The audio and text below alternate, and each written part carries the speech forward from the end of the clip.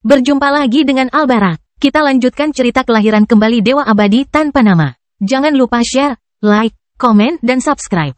Kelahiran kembali Dewa Abadi tanpa nama bab 1421 dingin. Dion hanya bisa menyalahkan dirinya sendiri sekali lagi.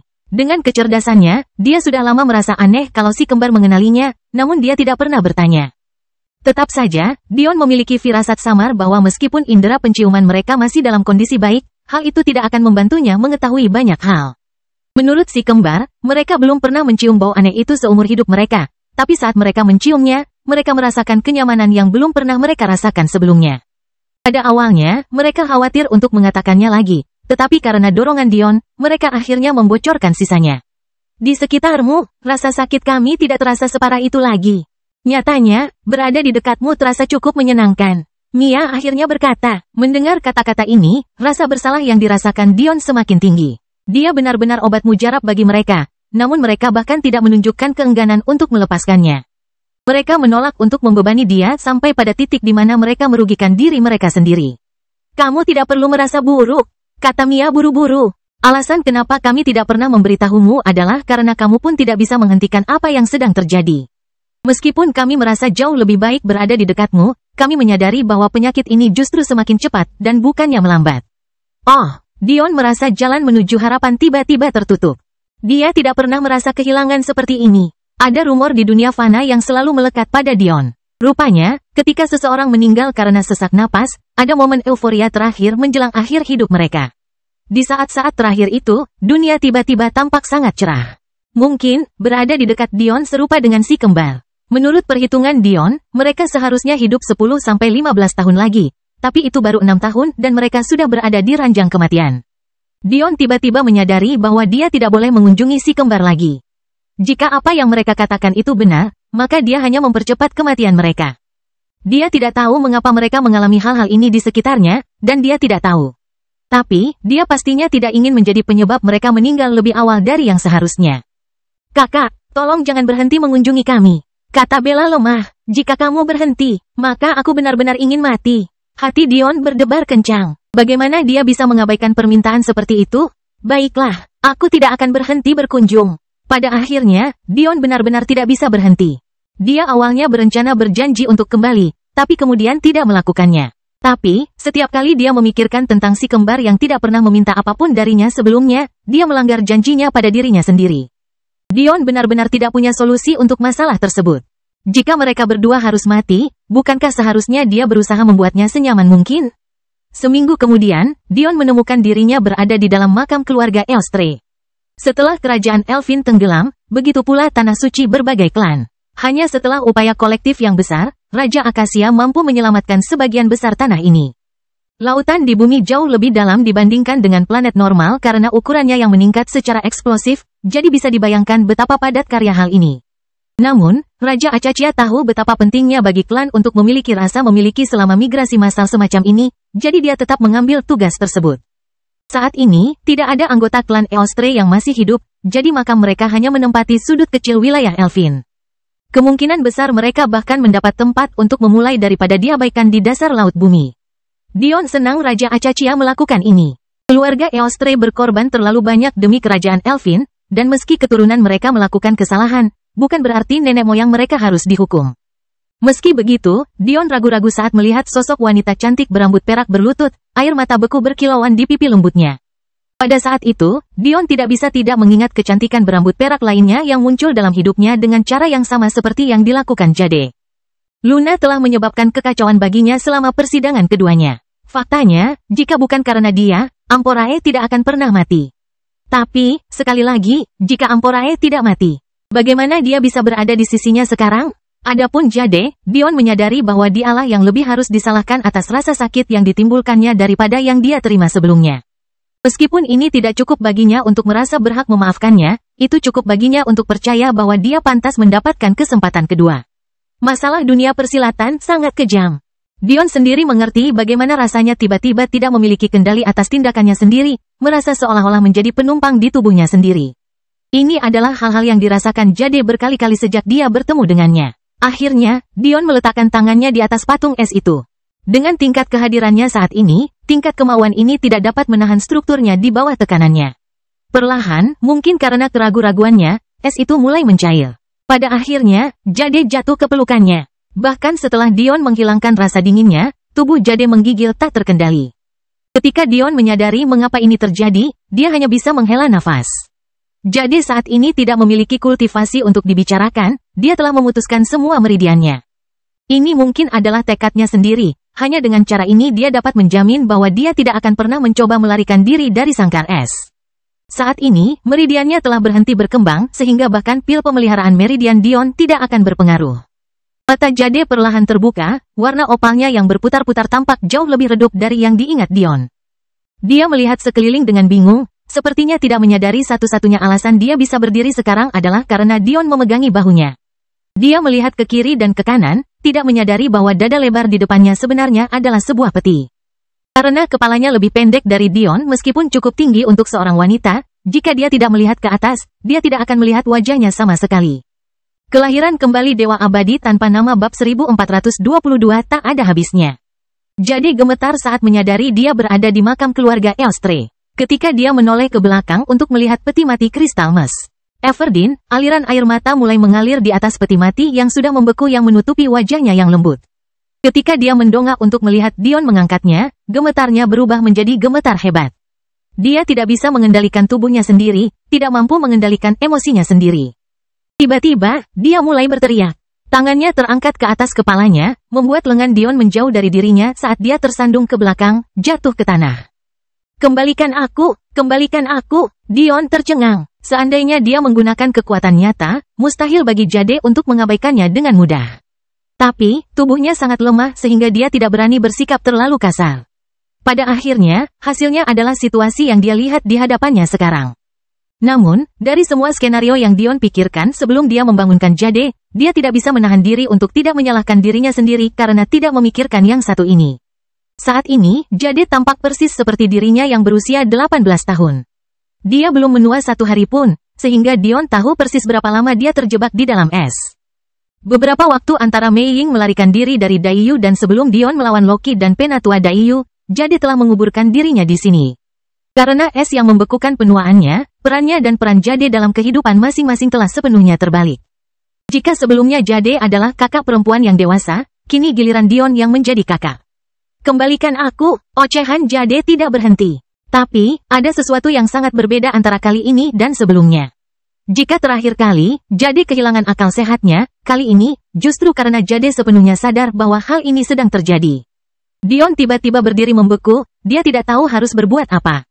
Tingkat rasa sakit dan patah hati dalam suara Jade begitu nyata sehingga dia merasakan getaran jauh di dalam jiwanya. Dia tidak ingin berada di dunia ini lagi. Satu-satunya alasan dia tidak bunuh diri atas perbuatan yang dia lakukan karena dipaksa berlutut selamanya adalah hukuman yang jauh lebih berat.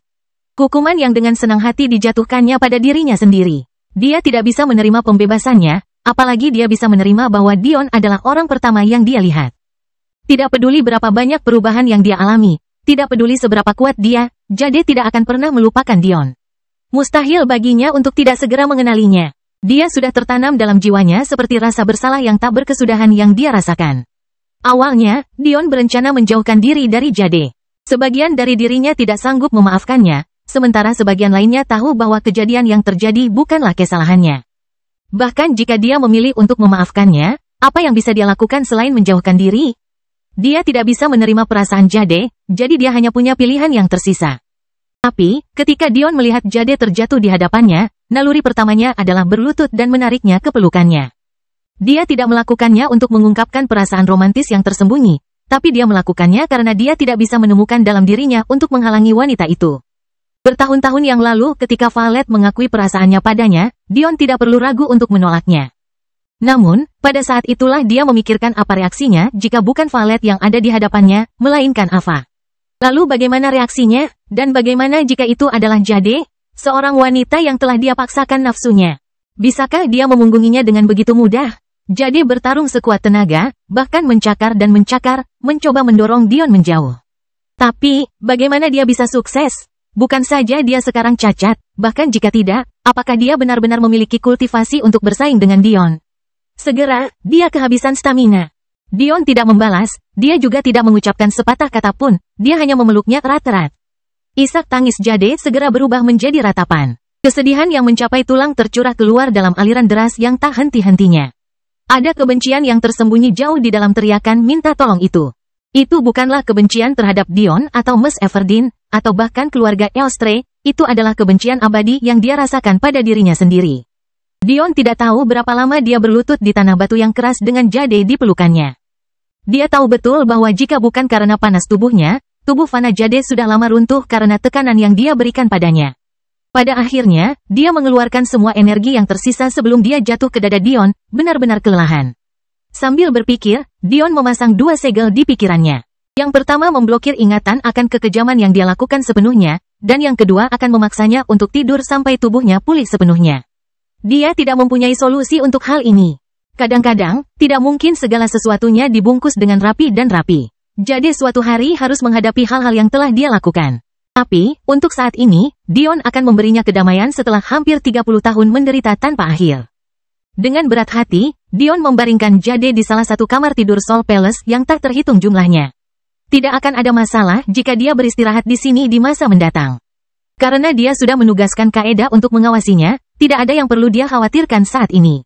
Adapun apa yang akan dia lakukan setelah Jade bangun, Dion hanya bisa menunggu saat itu tiba. Tingkat kelelahan mental yang dia alami selama beberapa dekade terakhir bukanlah sesuatu yang bisa dipahami Dion. Apa yang membuat hukuman Dion terhadap klan Eostre begitu kejam adalah kenyataan bahwa kesadaran mereka masih utuh. Karena kemauan es, pikiran mereka melambat hingga benar-benar merangkak, namun kenyataannya mereka masih memiliki pikiran. Kelahiran kembali Dewa Abadi tanpa nama bab 1423 paling gelap. Sebenarnya, perlambatan ini bahkan lebih parah dari yang terlihat. Itu membuat satu detik terasa seperti beberapa hari. Meskipun sebenarnya sudah 30 tahun berlalu, seseorang yang dihukum dengan cara ini akan merasa seolah-olah mereka telah mengalami puluhan ribu tahun. Tentu saja, bukan Dion sendiri yang memahami keinginan es yang menakutkan ini. Sebaliknya, itu adalah klan Aedre. Kalau dipikir-pikir lagi, sahabat Ri di kerajaan Elfin adalah Primrose Aedre. Faktanya, Dion ingat bahwa Primrose menghabiskan waktu bertahun-tahun berpura-pura menjadi Ri dan menciptakan kelompok perlawanan di dalam Elf. Ketika Dion pertama kali bertemu Putri Alexandria, dia sebenarnya bertemu Primrose. Sayangnya, karena jarak mereka yang cukup jauh, hubungan Ri dengan Primrose menjadi cukup jauh. Tapi, ini adalah cerita untuk lain waktu. Bagian penting di sini adalah klan Aedre, klan Primrose, bertanggung jawab atas keinginan es yang dahsyat ini. Mengenai bagaimana Jade menyegel dirinya sendiri, setelah memikirkan hal ini, Dion yakin dia mengerti. Selain Ri, Primrose juga sangat dekat dengan Opal, Mithrandir, Selin dan Jade. Setelah Jade menyelesaikan kontraknya dengan klan Dayu dan memutuskan hubungan dengan mereka, Jade kemungkinan besar menemukan Primrose secara rahasia untuk membantunya dalam tugas ini. Bersumpah untuk menjaga kerahasiaan saudara perempuannya, Dion bisa membayangkan beban yang ditanggung Primrose selama ini. Dia benar-benar terlalu mengabaikan klan Elfin. Masing-masing dari 9 klan mereka, bahkan tidak termasuk klan Acaccia, memiliki warisan kuat yang tersembunyi di dalam diri mereka. Klan Grimbold dan kecintaan mereka pada perang dan api. Klan Aedre dan airnya akan terspesialisasi. Klan Sigebri dan penguasaan anjing laut mereka. Klan Coventin dan sifat kayunya yang halus. Klan Fletcher dan keahlian memanah mereka. Klan Ingram dan pemahaman mereka tentang kehendak cahaya yang penuh teka-teki. Klan Nodin dan komando mereka atas langit dan angin. Belum lagi keluarga Norville dan pemahaman mereka tentang emosi, khususnya Desil.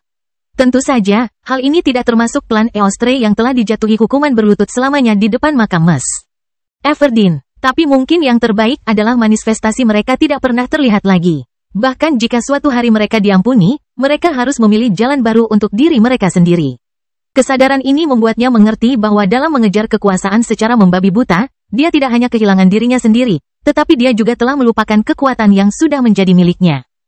Dia tidak bisa membuat kesalahan seperti ini di masa depan. Saat Jade bangun, aku akan membawanya ke tanah suci Elfin. Saat ini, roh Miss Everdeen seharusnya sudah berhasil menemukan jalan menuju leluhurnya. Hanya dengan menghabiskan waktu bersamanya, Jade dapat melompati rintangan ini. Terakhir kali Dion pergi ke tanah suci Elfin. Dia mengambil Aurora Steps dan Dao of Arai Alchemy, belum lagi tumpukan batu surgawi yang tak ada habisnya. Tapi, dia belum bertemu Miss Everdeen meskipun faktanya dia sudah meninggal saat itu. Satu-satunya penjelasan adalah bahwa butuh waktu bagi roh untuk menemukan jalannya, juga dipertanyakan apakah Miss Everdeen akan memilih untuk memasuki tanah suci atau memasuki reinkarnasi. Mustahil untuk mengetahuinya kecuali dia memeriksa dirinya sendiri sekali lagi. Dion tahu dari cerita tentang apa yang dilakukan klan Matilde terhadap klan Florence bahwa butuh proses yang cukup panjang bagi roh untuk bisa masuk ke tanah suci Elfin. Jika bukan ini masalahnya, klan Matilde tidak akan bisa menyembunyikan pengkhianatan mereka dengan menciptakan Chaos Universe untuk menghentikan roh-roh klan Florence yang sudah mati itu melaporkan kesalahan mereka kepada leluhur mereka. Tentu saja, Dion tidak secara ajaib mengetahui kebenaran ini begitu saja. Dia menemukannya melalui Ri yang mempelajarinya melalui roh pohon dunia. Tampaknya klan Matilde belum mampu menyembunyikan jejak mereka dengan sempurna. Saat ini, seseorang mungkin bertanya-tanya mengapa seseorang memasuki tanah suci ini daripada memasuki reinkarnasi. Bukankah lebih baik bereinkarnasi lebih cepat? Dan jawabannya terkait dengan alasan mengapa leluhur memilih untuk tertidur lelap dan digunakan sebagai senjata rahasia klan mereka, karma. Seperti halnya semua hal, ada cara yang lebih efisien dan kurang efisien untuk menyelesaikan suatu tugas. Dalam hal mengumpulkan karma, kebenaran ini tetap teguh. Kerajaan mengerikan seperti kerajaan Elfin selalu mampu meramu cara-cara baru dan lebih efisien untuk mengumpulkan karma. Ketika roh memasuki tanah suci setelah kematian mereka, properti khusus tanah suci Elfin memungkinkan mereka mengumpulkan tidak hanya karma yang mereka peroleh untuk diri mereka sendiri, tetapi karma seluruh kerajaan Elfin secara keseluruhan. Bisa dibayangkan betapa menakjubkannya sistem semacam ini. Dengan jutaan, bahkan miliaran orang mengumpulkan karma untuk Anda, berapa banyak manfaat tambahan yang akan Anda terima?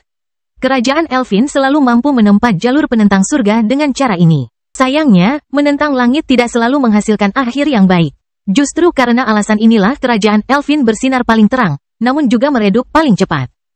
Pada saat ini, di kamar tidur utama terbesar di Istana Jiwa, sepasang suami istri telah tenggelam dalam pergolakan gairah.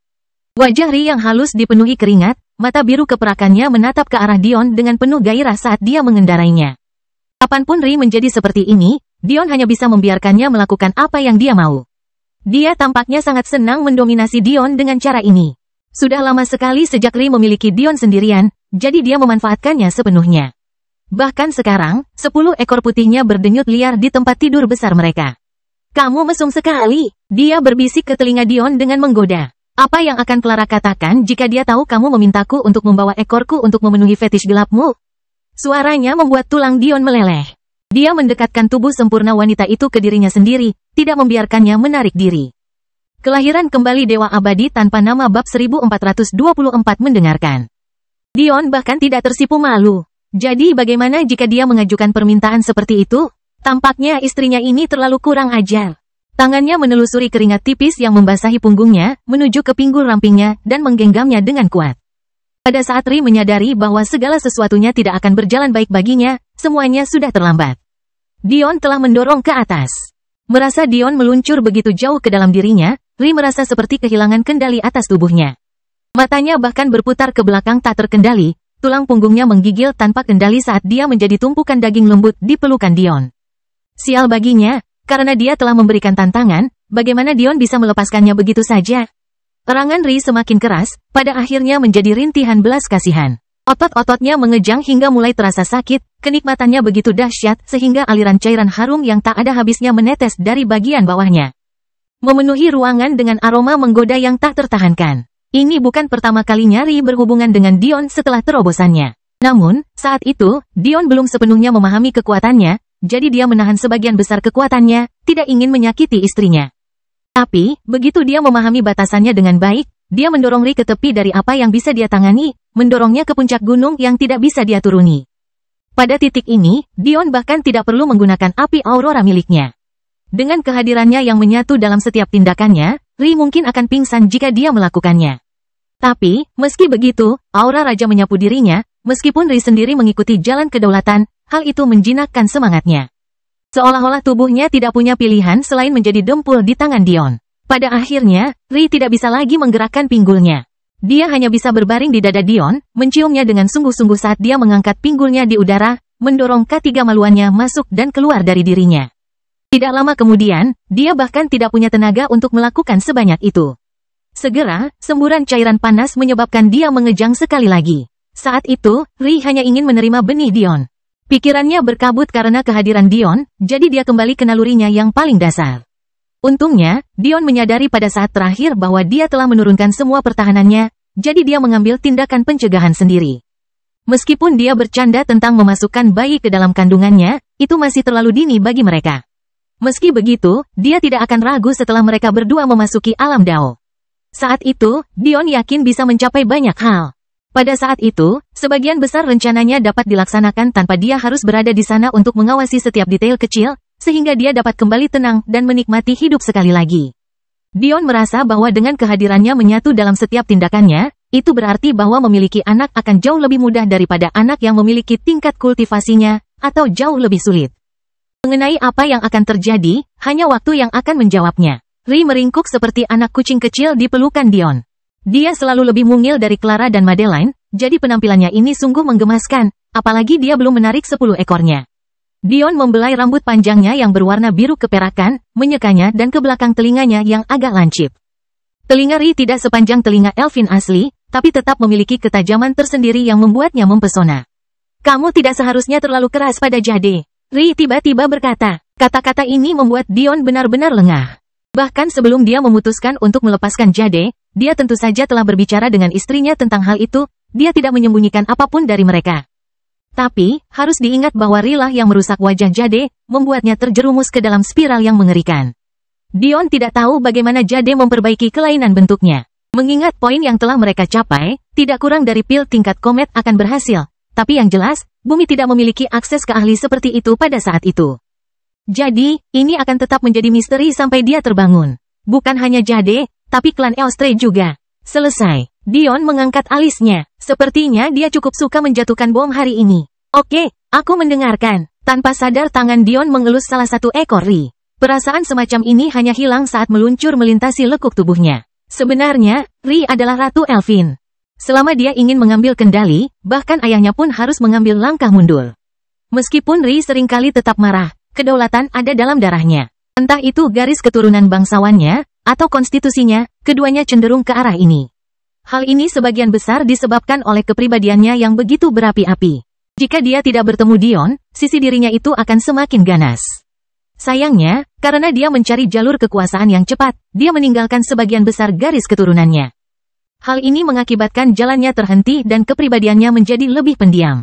Baru-baru ini dia merasa bisa menjadi dirinya sendiri lagi. Intinya di sini adalah bahwa Ri memiliki lebih banyak hak untuk memimpin para elf daripada Dion. Dan, karena dia adalah istrinya, dia juga tidak ragu jika dia melakukan hal itu. Mereka bersatu pikiran dan jiwa, tidak ada alasan bagi Dion untuk tidak mempercayai Ri. Kamu lebih tahu daripada siapapun tentang jenis kendali yang dimiliki surga atas pikiran kita para kultivator. Seringkali, bahkan kepribadian kita dipilih sejak lahir agar sesuai dengan konstitusi kita. Baik, jahat, kebajikan atau kedengkian, terkadang banyak yang bahkan tidak tahu. Punya pilihan, hanya sedikit sekali yang bisa lepas dari cetakan ini. Ri berbicara dengan lembut. Dia pernah percaya bahwa Dion adalah salah satu dari orang-orang ini. Bahkan tanpa adanya ikatan atau konstitusi apapun, dia menciptakan tempat untuk dirinya sendiri.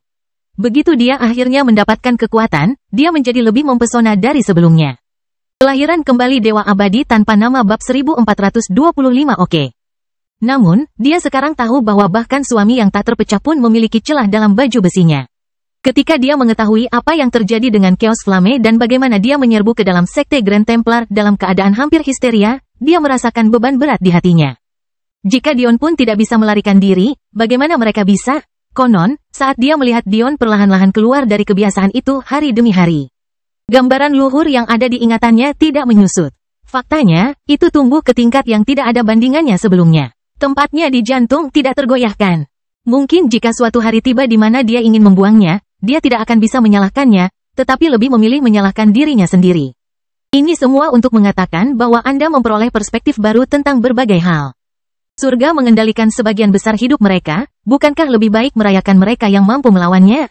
Aku pernah membenci Jade sama seperti Dion. Dia sangat membenci klan Eostre. Mudah untuk dilupakan, tapi Ri menghabiskan masa kecilnya sendirian. Setelah ibunya dibawa pergi oleh Kitsune dan ayahnya mengejarnya, dia tidak punya orang lain selain dirinya sendiri. Meskipun kemudian Primrose datang membantu, semua perlawanan dibentuk oleh tangan Ri sendiri.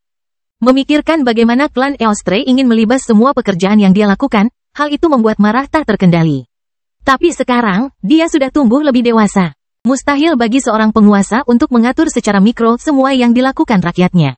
Apa yang harus dilakukan adalah memupuk budaya yang dapat menghasilkan kebaikan tanpa campur tangan mereka. Klan Eostre terlalu lama diabaikan oleh kerajaan Elfin. Faktanya, hilangnya ayahku semakin menambah beban mereka. Setelah ayah pergi, tidak ada lagi orang yang bisa memimpin para pemuda yang menjanjikan melalui permainan kuno pelindung tanah suci. Oleh karena itu, beban klan Eostre bertambah lebih besar dari sebelumnya. Tidak pernah menggunakan manifestasinya terlalu banyak untuk dihitung. Sementara mereka membantu kerajaan Elfin untuk tumbuh lebih kuat dengan memimpin pemuda berbakat kita ke tanah suci, klan mereka semakin lemah pada saat yang sama.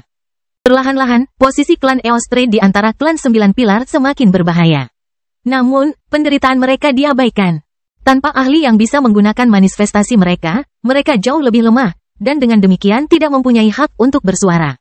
Meskipun Ri menjelaskan hal-hal yang terjadi dalam rentang waktu 12 tahun atau lebih, harus diketahui bahwa klan Eostre sedang berjuang jauh sebelum itu. Sebelum Raja Acachia ditemukan, sudah lama sekali sejak True 4 terakhir muncul di kerajaan mereka. Tahun-tahun yang penuh gesekan akhirnya berakhir ketika Raja Acachia muncul, tapi kemudian dia tiba-tiba menghilang, dan karena alasan yang sangat egois. Memang benar sebagai seorang suami adalah tugasnya untuk menyelamatkan istrinya, tapi dia bukan sekedar suami. Dia adalah seorang ayah, dia adalah seorang raja. Kehidupan putrinya dan rakyatnya ada di pundaknya, namun dia mengesampingkan semuanya. Mungkin beberapa orang melihatnya sebagai tindakan yang gagah berani, tetapi lebih banyak lagi yang melihatnya sebagai tindakan sembrono dan mementingkan diri sendiri. Memang benar apa yang dilakukan klan Eostre salah. Tindakan mereka, sambil membantu diri mereka sendiri, akan menjatuhkan hukuman mati pada ribuan elf. Namun, bukankah mereka didorong ke titik itu oleh kita sejak awal? Mau tak mau Ri memikirkan keadaan kerajaan Elfin saat itu. Mengapa kedatangan Dion membutuhkan begitu banyak anak yatim piatu untuk mendapatkan rumah? Apakah yang disebut klan 9 pilar bahkan melakukan sesuatu setelah panti asuhan dibakar? Anda bahkan memiliki bajingan seperti pewaris klan Grimwald yang mencoba mengambil Lila yang berusia 5 tahun sebagai selir, berpikir bahwa dia akan sangat cantik di masa depan. Para elf terserang penyakit, dan klan Eostre hanyalah gejalanya, bukan penyebabnya. Dion mengangguk. Pemikiran istrinya mengenai masalah ini jauh lebih halus dibandingkan pemikirannya. Tapi, dia juga tahu bahwa melepaskan klan Eostre setelah bertahun-tahun disiksa mungkin tidak menimbulkan rasa terima kasih, melainkan kebencian. Jika mereka ingin melakukan ini, mereka harus sangat berhati-hati. Kalau begitu, kami akan melakukan apa yang kamu katakan. Dion berkata lembut sambil menggendong Ri. Madeline duduk diam bermeditasi di lautan api. Tanpa kain sekecil apapun untuk menutupi tubuh cantiknya, kulit mulusnya berkilau di bawah kerlap-kerlip lampu. Saat ini Junior sedang bersama Delia dan Hayden. Tampaknya kedua anak laki-laki itu menjadi tidak terpisahkan, dan mengingat Hayden adalah bayi yang cukup tenang, Delia tidak menemukan banyak masalah dalam mengasuh mereka berdua. Meskipun beberapa orang khawatir tentang apa yang akan terjadi pada persahabatan Junior dan Hayden setelah Junior menyadari identitasnya sebagai klon. Tidak ada yang dapat mereka lakukan untuk saat ini. Selama beberapa minggu terakhir, budidaya Madeline telah berkembang pesat. Meskipun hal ini tidak tercermin dalam tahapannya yang mengalami stagnasi di alam celestial tengah, hal ini bersinar dalam pemahamannya. Entah itu kitab penciptaan, pemahaman kelahiran kembali dari klan Phoenix Api, atau api biru yang menyala-nyala di sekelilingnya, masing-masing adalah harta karun yang bahkan bisa membuat hati para ahli Dao berdebar-debar. Kitab penciptaan tidak lain adalah buku teknik yang diambil Dion untuk Madeline. Dia awalnya percaya bahwa itu adalah komposisi yang mengikuti keinginan musik, tetapi di bawah bimbingan Madeline. Dia mengetahui bahwa itu sebenarnya bertindak semacam inti jurang untuk jalur penciptaan. Inti jurang maut untuk jalur halus dan tidak berwujud seperti itu sangatlah langka, sehingga prevalensinya di dunia persilatan saat ini kemungkinan besar dapat dihitung dengan kedua tangan sendiri. Setelah mendengar penjelasan Madeline, Dion percaya bahwa buku penciptaan ini adalah harta karun yang tidak kalah pentingnya dengan harta karun dan ajaran inti Orcus manapun. Bagian yang aneh adalah bahwa itu disimpan di kastil fase kedua. Konon, setelah dipikir-pikir, misteri ini punya penjelasannya juga. Orcus tidak pernah memahami jalan penciptaan. Faktanya, dapat dikatakan bahwa dia mengikuti jalan yang berlawanan dengannya. Oleh karena itu, kedalaman-kedalamannya mengatakan kepadanya bahwa ini jelas merupakan harta karun yang layak disimpan, dia tidak pernah memahami nilai sebenarnya. Kelahiran kembali Dewa Abadi tanpa nama bab 1426 solusi. Seperti yang dikatakan Madeline sebelumnya, Dion pasti telah memahami jalan penciptaan tanpa menyadarinya. Jika tidak, mustahil baginya untuk melihat nilai dari buku teknik ini. Mengenai apa jalur penciptaan ini dan dari mana asalnya, Dion tidak tahu. Tapi, dia berspekulasi hal itu ada kaitannya dengan manifestasinya. Dia masih ingat kata-kata dari manifestasi humanoidnya, begitu jalur kedaulatannya bertemu dengan jalur penciptaannya, dia akan membentuk jalur baru yang membuat 9 hati Dao menjadi kerdil. Bibir Madeline tiba-tiba membentuk senyuman tipis saat dia merasakan 2 tangan besar menyelimuti payudaranya. Sekeras apapun tangan itu berusaha, daging lembut itu terus-menerus terlepas dari genggamannya. Nampaknya kegairahan Madeline masih belum tertandingi. Bagaimana kemajuanmu? Suara Dion berbisik ke telinga Madeline, membuat tulang punggungnya merinding. Jalur pemahaman apapun yang dia lalui lenyap dalam kepulan asap. Mungkin orang lain akan marah dengan kejadian ini, tetapi Madeline tahu bahwa Dion tidak akan pernah menyela dia jika dia benar-benar berada di ambang sesuatu yang hebat. Ini hanyalah keuntungan kecil. Ketika Madeline membuka bibirnya untuk menjawab, erangan lembut keluar dari bibirnya. Dalam konsentrasinya, sepertinya dia hampir lupa betapa dia sangat menyukai sentuhan Dion. Entah bagaimana, tangannya terasa lebih baik dari sebelumnya. Ada kekuatan yang mendominasi, tetapi pada saat yang sama ada perhatian yang lembut. Bahkan sebelum dia menyadari bahwa dia tanpa sadar telah bersandar ke dada Dion. Hampir memintanya untuk melakukan apa yang dia mau, satu tangan telah meninggalkan dadanya, menyelidiki wilayah berbahaya di bawah. Lengan Madeline melingkari petualang jahat itu, tapi tidak untuk menghentikannya. Dia hanya bertahan dengan putus asa, seolah-olah dia adalah satu-satunya penumpang kapal yang terjebak dalam serangan badai. Mom, sepertinya aku hampir, memahami inti dari. Madeline menggigit bibirnya, mengencangkan genggamannya pada lengan Dion. Ketajaman kukunya nyaris memintanya untuk melaju lebih cepat. Kelahiran kembali, Mom, tapi aku hilang di bawah, berdiri. Mom, kematian. Dari 3 jalur Phoenix, kelahiran kembali jelas merupakan yang paling misterius dan sulit untuk dipahami. Tapi, menurut legenda, kemampuannya ada di dunia lain. Teknik seperti reinkarnasi tangga surga yang memungkinkan Madeline menjadi eksistensi tinggi dalam satu lompatan hanyalah puncak gunung es. Tapi, dengan kekuatan itu datanglah kesulitan yang sama. Bagaimana seseorang dapat memahami kelahiran kembali tanpa terlebih dahulu memahami kehidupan dan kematian? Meskipun pemahaman Madeline tentang kehidupan telah meroket, sekarang berdiri setara dengan dao apinya di alam niat ke-9, pemahamannya tentang kematian tidak ada. Lebih buruk lagi, ketidakseimbangan semacam ini membuat kelahiran kembali semakin sulit untuk dipahami. Yang membuat segalanya menjadi lebih sulit adalah kenyataan bahwa pemahaman Madeline berhubungan langsung dengan karakteristik apinya.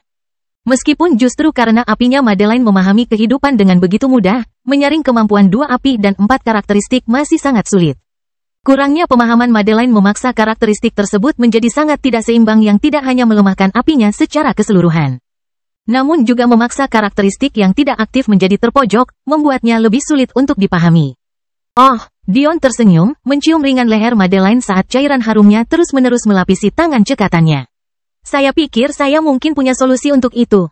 Dion sangat bahagia dengan solusi yang dia pikirkan. Teknik budidaya ganda naga dan Phoenix melampaui tingkat mistik. Bagaimana kegunaannya bisa sederhana? Hanya saja pemahaman Dion menggelikan di hadapan teknik tingkat leluhur. Namun, sekarang setelah dia memahami beberapa pemahaman tentang Yin dan Yang purba, sebuah dunia baru terbuka baginya. Tubuh halus Madeline menggeliat nikmat. Dia hampir tidak menyadari kata-kata Dion. Ketika akhirnya dia melakukannya, meskipun dia terkejut, dia tidak bisa mengungkapkannya dengan tangan Dion yang masih bergerak. Jika bukan karena bidang penyempurnaan tubuh Dion, jari-jari Madeline mungkin sudah merobek kulit dan ototnya sekarang. Dion tidak mau menjelaskan kata-katanya lebih jauh. Karena pemahamannya adalah miliknya, menjelaskannya kepada Madeline tidak hanya akan membingungkannya dan mungkin menyebabkan penyimpangan kultivasi. Satu-satunya cara untuk menjelaskannya adalah dengan menunjukkannya sendiri. Setelah kejang terakhir Madeline, Dion membaringkannya di ranjang api. Apa yang tadinya merupakan lautan api panas yang membuat mereka khawatir, kini menjadi latar belakang percintaan mereka. Bagaimanapun, api ini membawa esensi kehidupan, meskipun panas, kerusakan yang dapat ditimbulkannya terbatas. Faktanya, mereka sebenarnya memiliki tingkat penyembuhan yang bahkan melampaui energi tipe suci tingkat suci yang diambil Dion dari kotoran binatang burung banteng. Kaki Madeline melingkari pinggang Dion, erangannya yang kuat memenuhi kastil fase ketiga. Karena hanya mereka yang ada di dunia mistik saat ini, Madeline tidak menahan diri. Tidak mengherankan jika binatang buas di bawah bisa mendengar panggilan Madeline yang riuh. Saat itu, Madeline merasakan dunia terbuka padanya. Dia mulai sedikit mengerti apa yang dimaksud Dion. Surga selalu adil terlepas dari apa yang Dion pikirkan tentang mereka. Sementara seorang pria memperoleh yin primordial seorang wanita. Dan bahkan dapat memperoleh manfaat darinya sebanyak yang diperoleh Dion dari Ri. Bagaimana mungkin seorang istri tidak mendapatkan manfaat dari suaminya juga? Yang diperlukan hanyalah media bagi mereka untuk melakukan hal tersebut. Budidaya ganda yang normal tanpa bantuan teknik yang kuat akan menghasilkan sinkronisasi 5% antara suami dan istri. Pengukuran sinkronisasi ini adalah tingkat di mana mereka dapat berbagi keberadaan mereka satu sama lain. Teknik tingkat umum menaikkan batas ini hampir dapat diabaikan, hanya memberikan penambahan antara 0,5% hingga 1%. Meski begitu, hal tersebut dianggap sebagai anugerah besar. Teknik budidaya ganda harganya lebih dari 3 hingga 5 kali lipat dari teknik budidaya normal yang harganya 3 hingga 5 kali lebih mahal daripada teknik bertarung. Jadi, nilainya jelas terlihat. Teknik tingkat bumi mendorong hal ini lebih jauh, memberikan tambahan 2-5%, sedangkan teknik budidaya ganda tingkat surga dapat memberikan tambahan 10% dengan total sinkronisasi 15%. Lalu, ada teknik tingkat dewa dan mistik yang hebat. Teknik ilahi dapat memberikan hingga 20%, sementara teknik tingkat mistik dapat memberikan hingga 30%. Kelahiran kembali dewa abadi tanpa nama bab 1427 hal-hal yang lebih baik. Namun, ada lompatan besar ketika teknik tingkat leluhur tercapai. Nilai teknik tingkat leluhur hanya berada di bawah teknik tingkat asal. Sesuai dengan namanya, mereka sudah ada sejak zaman kuno. Dengan demikian, mereka berbagi jalur tertentu dengan hal-hal primordial yang jelas akan sangat membantu sinkronisasi ini. Dengan teknik tingkat leluhur, dimungkinkan untuk mendapatkan tambahan 60% sinkronisasi. Bagi talenta jenius dengan kemampuan pemahaman yang tidak saleh.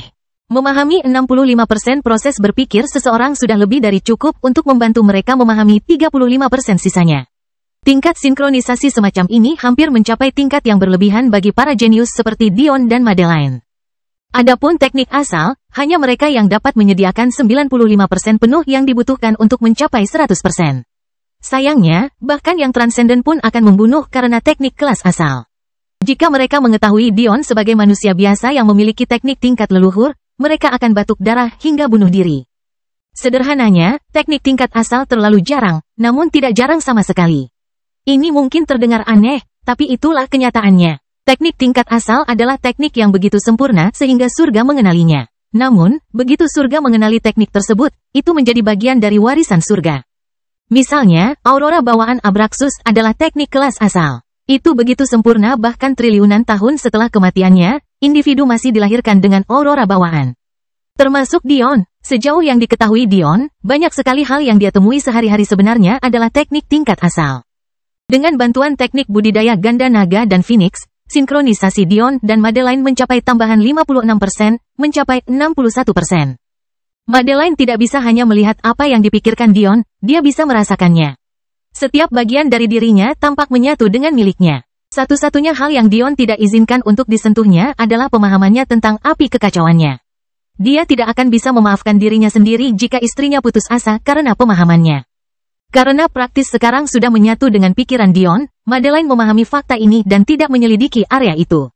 Namun, segalanya dibiarkan terbuka padanya. Dengan setiap klimaks yang menimbulkan gelombang kenikmatan menyapu dinding gurihnya, sepertinya dia mendapatkan pemahaman baru. Sebuah siklus mulai terbentuk antara pasangan suami istri.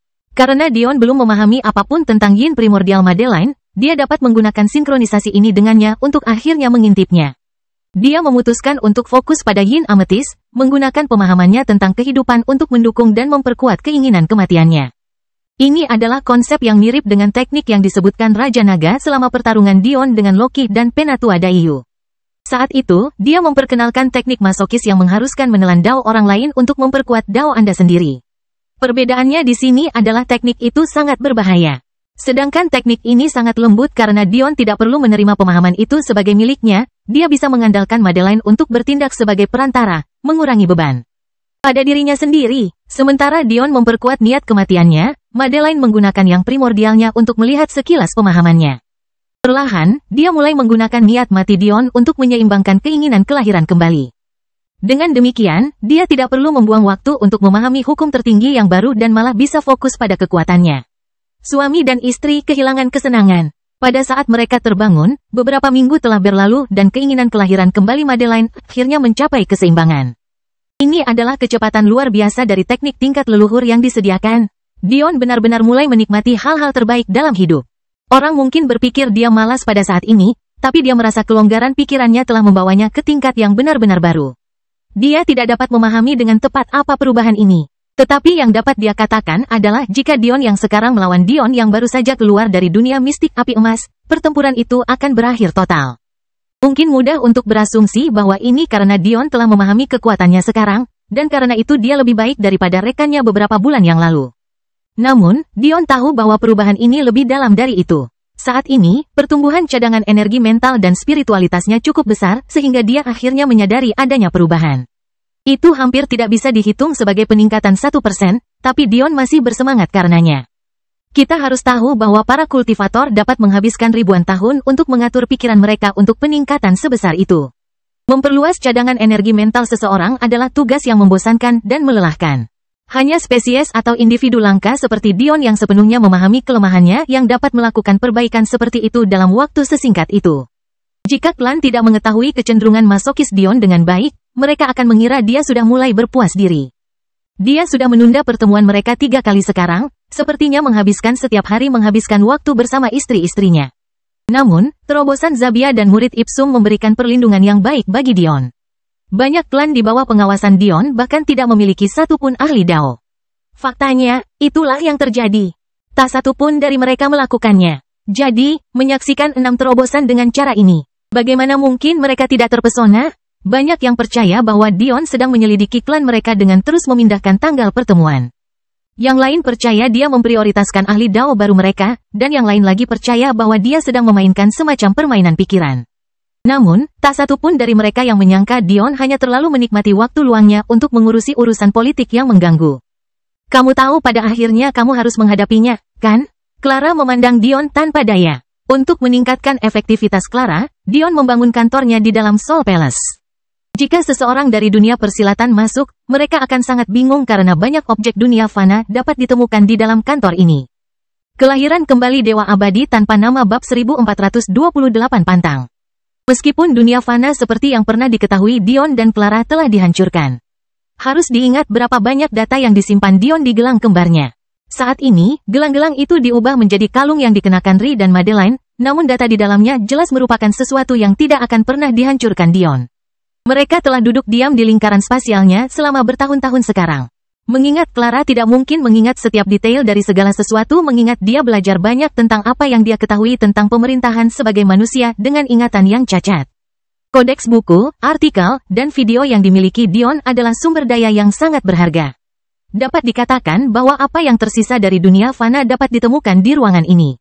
Saat ini, Clara sedang duduk di tepi mejanya, lututnya menempel di pinggul Dion seolah dia tidak tahu betapa menggodanya posisi itu. Mengingat ini bukan pertama kalinya Dion masuk ke kantornya untuk mengungkapkan kesengsaraannya, Clara tahu apa yang mungkin terjadi setelah ini.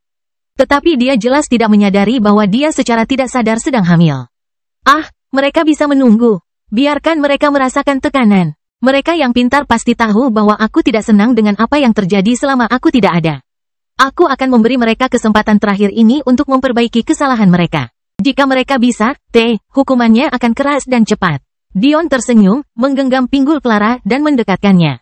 Fakta bahwa mereka sekarang memiliki 6 ahli Dao yang lebih rendah, salah satunya bahkan kelas 1, membuat Dion bersemangat tanpa henti.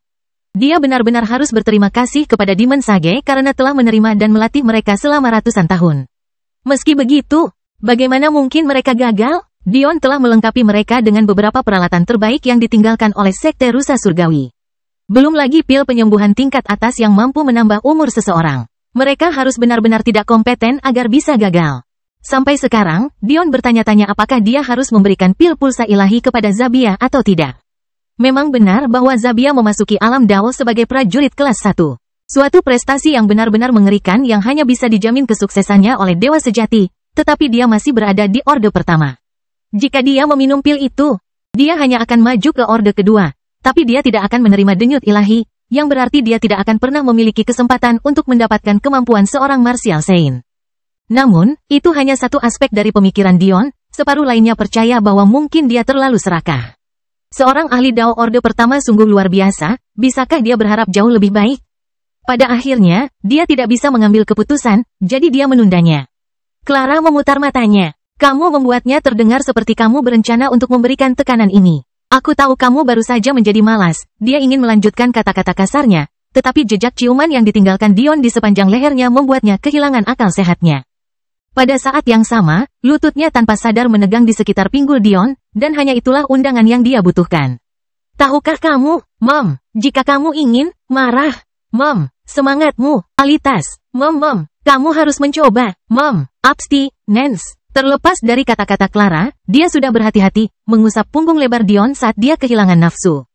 Saat ini, Damaris sudah tidak bisa menghitung berapa kali dia menemukan erangan samar istri Dion. Dia mulai berpikir dia melakukan ini dengan sengaja untuk mengganggunya. Jika Dion tahu apa yang dipikirkan Damaris, dia mungkin akan mengirimnya terbang dengan serangan telapak tangan lagi. Siapa yang memintanya untuk terus masuk tanpa izin ke propertinya? Seperti ini, 6 bulan penuh berlalu tanpa Dion mengambil tindakan apapun. Seiring berjalannya waktu, mereka yang yakin dengan etos kerjanya mulai goyah. Mungkinkah janjinya kosong? Bahwa gambaran ketenaran dan keagungan yang dia lukis hanyalah itu? Gambar-gambar, banyak yang merasa kecewa, tetapi ada pula yang menikmati status quo saat ini. Dengan pendanaan Dion, bahkan para murid pekerja dari berbagai sekte menjalani kehidupan mewah, tidak pernah kehabisan sumber daya budidaya. Persediaan pil pengumpul ki yang tadinya terbatas menjadi hampir tidak ada habisnya.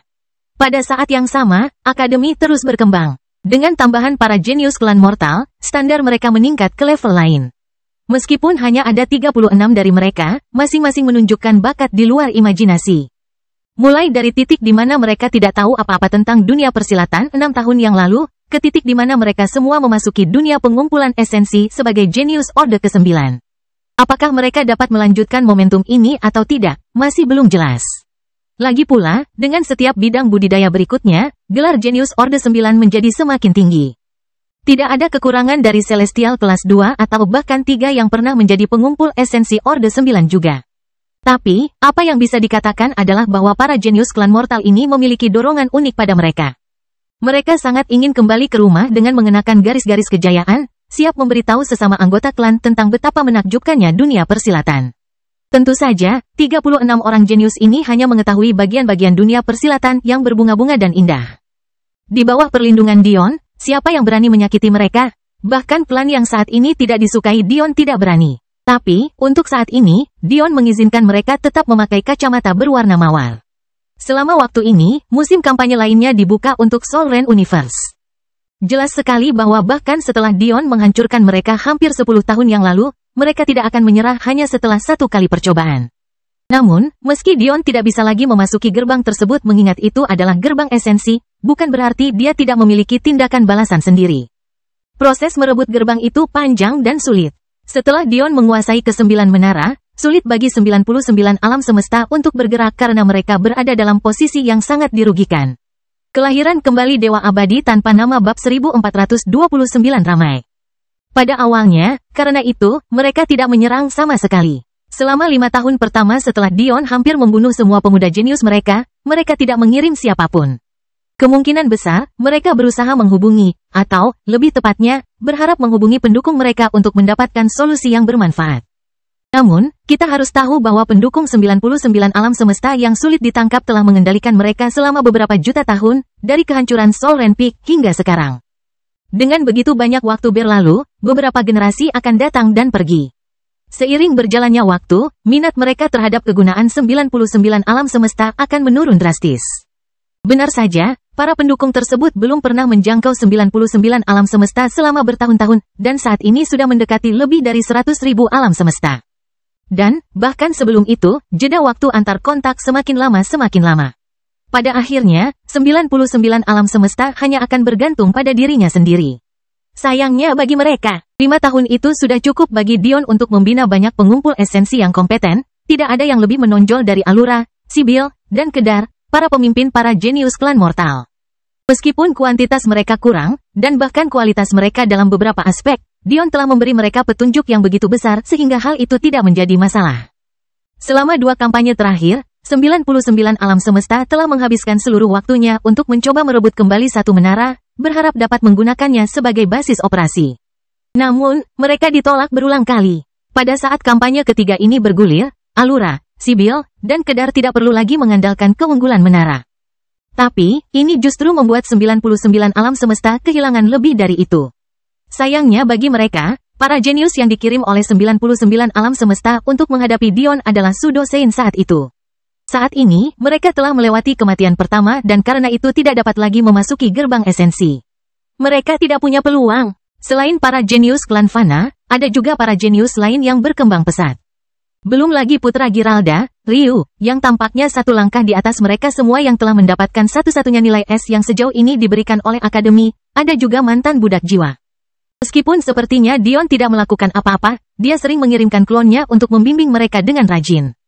Sebelum dia memulai terobosan kecilnya ini, hanya Masada yang memasuki alam master, berada pada tahap ketiga. Sebenarnya, standar ini terlalu rendah.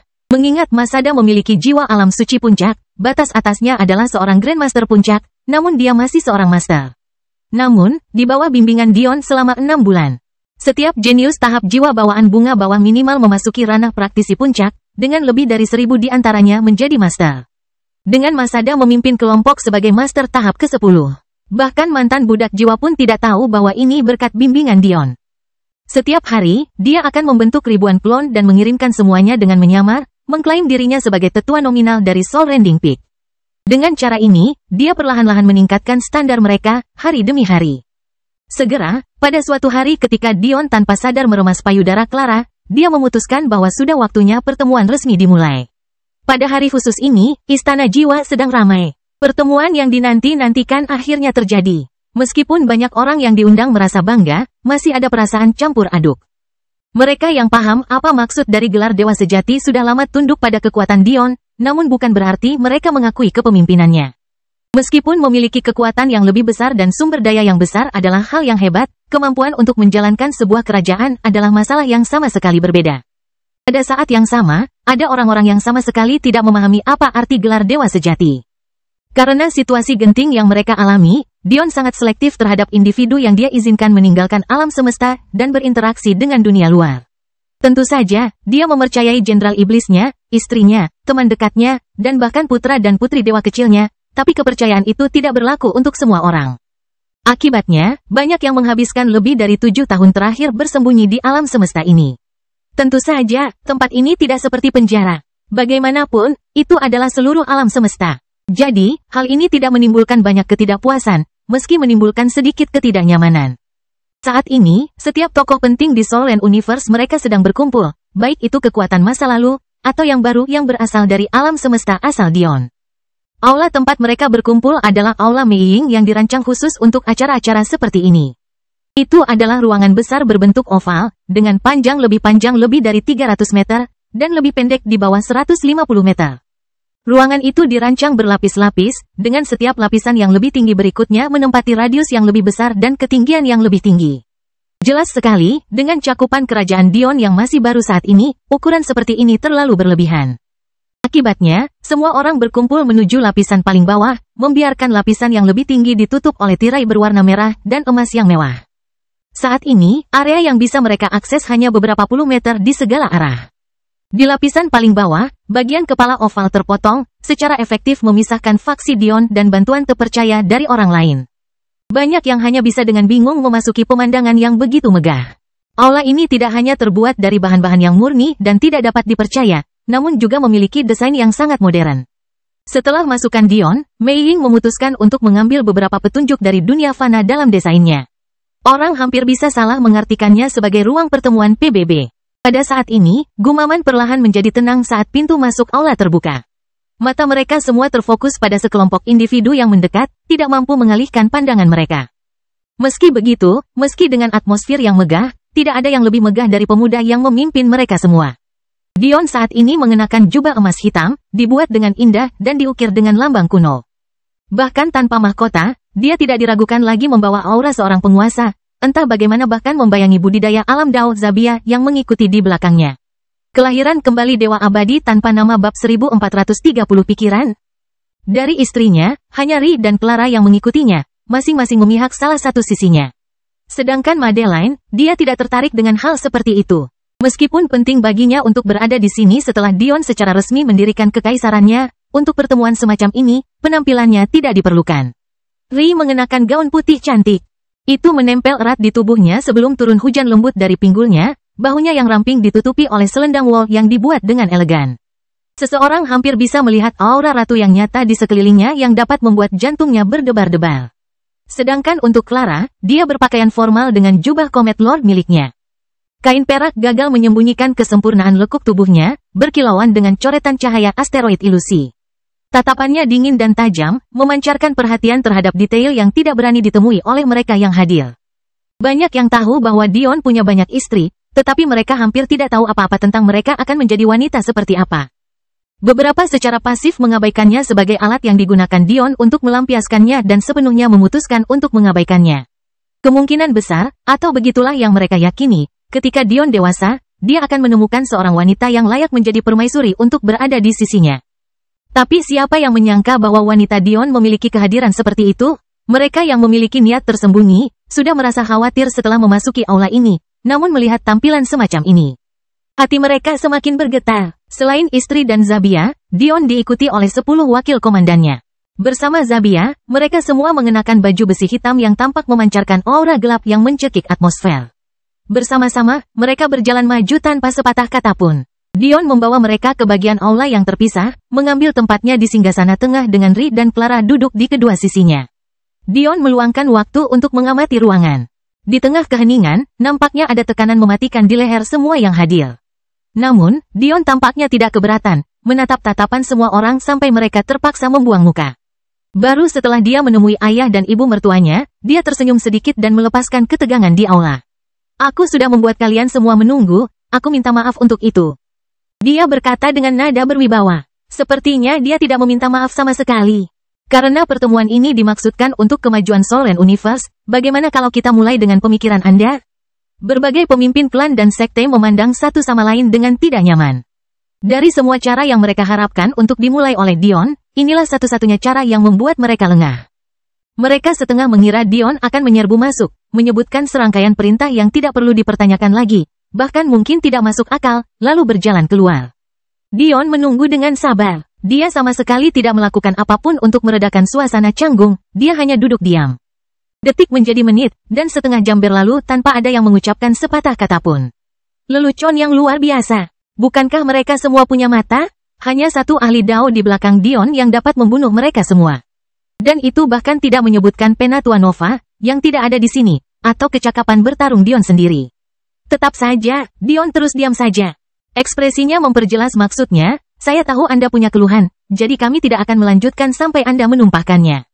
Saya tidak keberatan duduk di sini selamanya selama Anda semua tetap diam. Akhirnya salah satu yang hadir tidak tahan lagi. Dia sebenarnya adalah anggota mantan klan Dewa Bumi, klan Kefesitas. Setelah Loki mengubah patriark mereka menjadi boneka, mereka terjatuh ke pinggir jalan. Tapi, Dion menganggap ketertarikan mereka dengan kehancuran cukup menarik.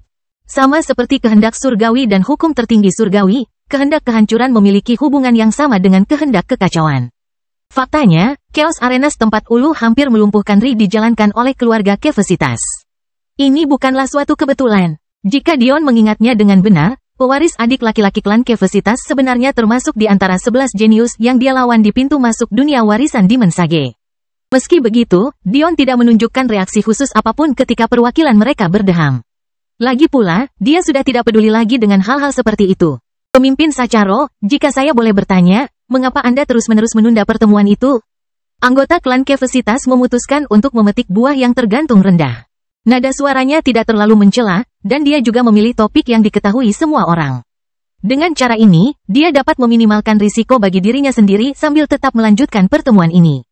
Karena dia tidak yakin harus memanggil apa Dion, dia memilih pemimpin Sacharo. Untuk saat ini, itu sudah cukup karena Dion belum secara resmi mendirikan kekaisaran atau kerajaan. Oh itu, Dion tersenyum ringan. Saya sedang berlibur dan saya enggan berhenti bersenang-senang. Kata-kata Dion membuat para pemimpin tidak tahu harus tertawa atau menangis. Bukankah ini terlalu mencolok? Mereka semua mengharapkan alasan yang berbunga-bunga terkait dengan perbaikan aliansi mereka. Tapi siapa yang mengira ini? Perwakilan Kefesitas itu terbatuk-batuk lagi dengan canggung. Begitu, kamu sudah bekerja cukup keras, ada baiknya kamu istirahat. Meskipun Ri dan Clara mempertahankan ekspresi bermartabat mereka, dalam hati mereka tertawa terbahak-bahak. Dion sangat nakal. Tetap saja, kata-katanya memiliki efek yang diinginkan karena suasananya tampak lebih cerah. Melihat perubahan ini terjadi, banyak orang mulai berbicara satu demi satu. Ingatan Dion cukup baik untuk mengingat setiap kekhawatiran, namun Clara tetap mencatat semuanya. Ini berada di bawah posisinya sebagai istri Dion, tetapi untuk saat ini, semuanya berjalan informal. Menerapkan protokol ketat tanpa landasan yang baik terlebih dahulu sama saja dengan tidak melakukan apapun. Keluhan yang dirasakan cukup luas. Beberapa berbicara tentang perlunya akademi tambahan. Saat ini, hanya 3 akademi per planet yang agak kurang. Bahkan dunia fana memiliki sekolah yang tak terhitung jumlahnya. Jadi, memiliki masing-masing hanya 3 akademi sungguh terlalu sedikit. Cerita bersambung. Jangan lupa share, like, komen, dan subscribe. Agar tidak ketinggalan cerita selanjutnya.